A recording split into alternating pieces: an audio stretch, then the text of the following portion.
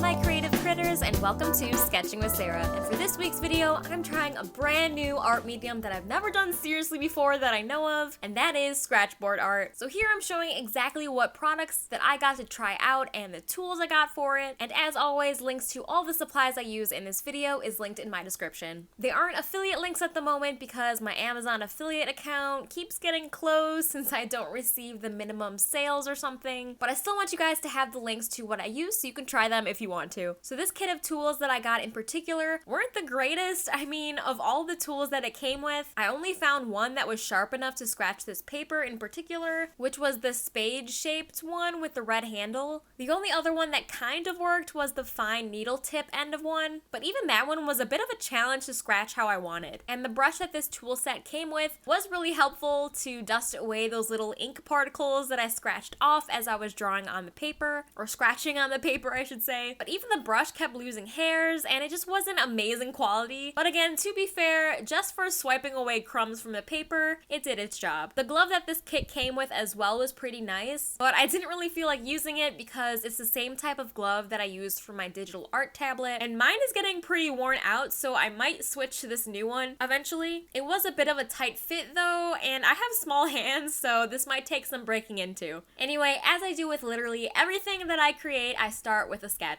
The whole idea of Scratchboard art is you're scratching in the highlights and the light areas and leaving in the shadows as the paper itself. So it's basically the opposite of drawing on any type of white paper. So since this would end up being a black and white illustration, I started thinking about what I wanted to draw on here that would look good with a high contrast of black and white. And then I started to realize that I really miss drawing my animal hybrid characters. So I decided to bring back my little LEMURAM critter for this illustration. A LEMURAM is a fun hybrid that I created that's a combination of a ring-tailed lemur of Madagascar with ram horns. I love drawing this guy, and if you've watched any of my sketchbook tours in the past, you'll notice that I do doodle some hybrids here and there sometimes, so I'd highly suggest you check out my sketchbook tours if you're interested to see any more animal hybrids that I've created. But when I draw this hybrid in particular, I usually start by just drawing a regular lemur and then adding the ram horns after I get the posing and everything of the rest of him down. I really enjoy doing animal studies like this and drawing from references because I don't really have a ring-tailed lemur that I could draw at any time, unfortunately. So finding good videos and photo references is important to study these animals that you might not have access to take your own photos of. The reference I was looking at had the tail sticking straight up, but I decided to curve it a little for this drawing to fit the paper a little bit better and to fill in that top left space a bit more. But after I started drawing in the ram horns, I aborted that idea because the horns were enough and I wanted the tail to read easier, and I didn't want any confusion with the horns and the tail overlapping, especially with this new medium that I'm not really familiar and comfortable with, to be able to pull that off successfully. I don't know if that made sense, but in my art brain it did, so there's that. I love looking closely at the details in ram horns and each ring and groove in them and how they swirl like that. It's just so fascinating to me too, so I'm interested to see how I can shade it once I transfer it to the Scratchboard. So after I finished the general sketch, I took my blue transfer paper and cut a piece of it to fit the sketch. Then I layered the sketch onto the transfer paper, onto my Scratchboard sheet, and started to trace over my sketch in key areas with a red pen. It doesn't really matter what exactly you use to trace over your drawing, but I like using something with a really vibrantly different color than the original sketch was, just so I can keep track of where I already traced over, and in this case the red did the trick. The reason I got blue transfer paper to begin with was so that if I decided to transfer something like a sketch, for example, onto another piece of paper or something, or illustration board, for example, and then I take a photo of it or scan it, the blue kind of cancels out and you don't see it in that final picture or scan, which is really helpful. But I did notice that the last time I tried to use this transfer paper, it wasn't really sensitive at all, and you really have to scrape pretty hard with that pen and trace your drawing pretty hard to get it to show up well. And I started off that way in the face, but then by the time I got to the legs and tail, my pressure was pretty light, so it didn't transfer as well. And I think typically on a Scratchboard, it's best to use that white chalky version version of this transfer paper, but all I have is this blue one, so it'll have to do. I removed the Scratchboard carefully and started trying out the different tools that came in this kit to see what I liked best and what I thought would work best for this drawing. And let me just say, it was real hard to get good exposure on this black paper, so yes, my hand is glowing for a bit here. I think I resolved it okay eventually, but until then, ya girls got real bright hands, okay? Something I noticed right away is that the Scratchboard paper doesn't really like to scratch the way that you want it to. It seems like there's a grain or something with it because I was only able to scratch up and down really easily and exactly how I wanted to, but as soon as I tried to do a stroke that was side to side, it was a lot harder to control, and maybe that's just this paper in particular,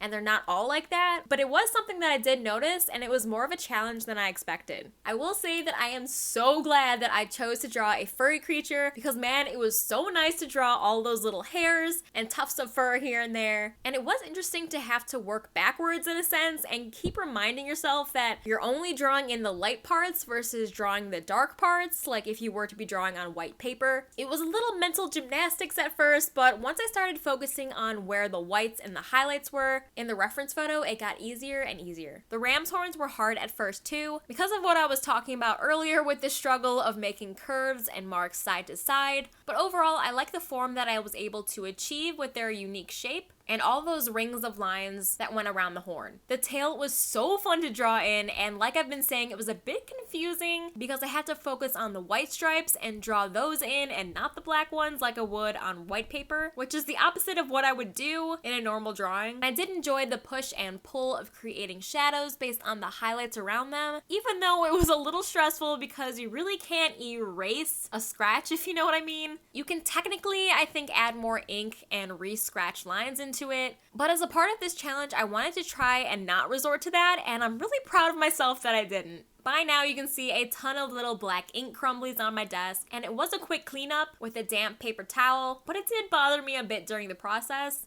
In the future, this might be something that I do outside where I can just blow away the ink dust into the grass or something outside and not have it on my work surface. But if it's this compared to oil paints or even watercolor for that matter, it was a really fast cleanup. After I got this drawing to where I felt it was good enough, I tried to scratch my signature on the bottom, and I think that was the hardest part of this whole drawing. I had to work with the grains so much, and since it's such a tiny signature at the bottom there, it was really hard to get a smooth line, and I found myself turning the tool around and scratching and re-scratching over and over to get it to look like my signature, and I definitely wasn't expecting this part to be the most difficult part of the whole drawing, that's for sure. So I hope you guys enjoyed watching this week's video of me trying out Scratchboard art for the first time, and if you enjoyed this video, please make sure to leave it a like and subscribe for more art and animal related content. I upload a new video here every Friday, and I would love to have you become a creative critter with me and follow along on my YouTube journey. The other day I hit 180 of you beautiful people, and I guess you could say the channel did a 180.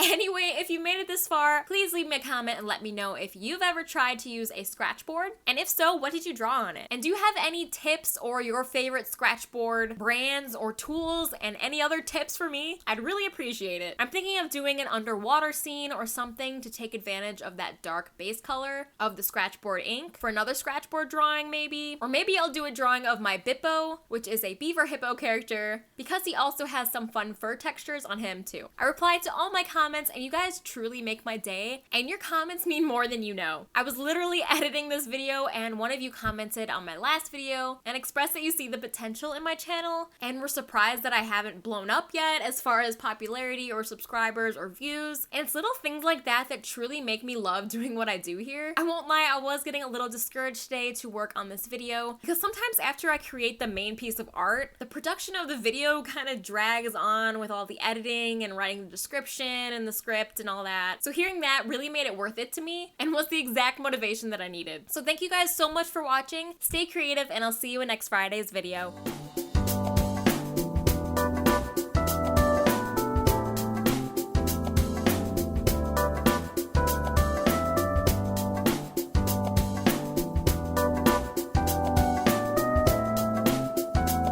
The ram horn, oh my god.